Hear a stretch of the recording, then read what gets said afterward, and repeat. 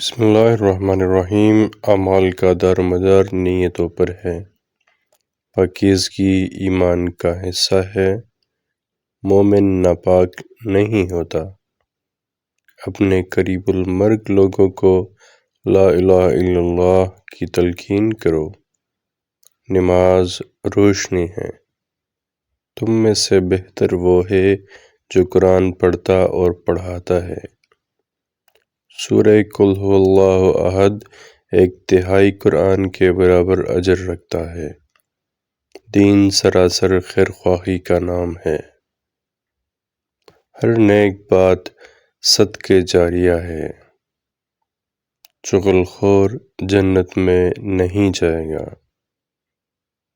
اگر میرا ایک فرمان بھی یاد ہو تو اسے آگے پہنچاؤ۔ روزہ جہنم سے بچاؤ کے لیے ڈال ہے۔ مؤذن قیامت کے دن لمبے گردن والے ہوں گے عزت کی وجہ سے۔ راستوں پر بیٹھنے سے بچو۔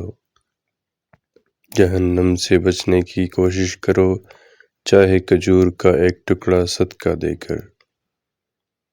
زمانے کو گالی نہ دو۔ جس نے ملاوٹ کی وہ ہم میں سے نہیں۔ میں ٹیک لگا کر کھانا پسند نہیں کرتا۔ جب تم میں سے کوئی کھانا کھائے تو دائیں بازو سے کھائے۔ بے شک اللہ خوبصورت ہے اور خوبصورتی کو پسند کرتا ہے۔ رسول اللہ صلی اللہ علیہ وآلہ وسلم نے قبروں کو پکا کرنے سے منع کیا۔ جو کوئی قسم اٹھائے تو اللہ کے سوا کسی کا قسم نہ اٹھائے۔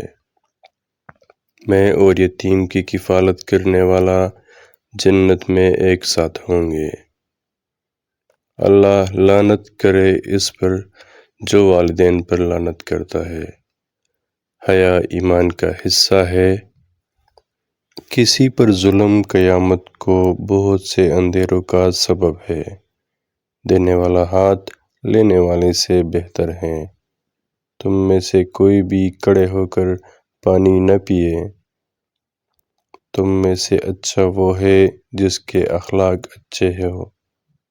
رشتہ داری کاٹنے والا جنت میں نہیں جائے گا۔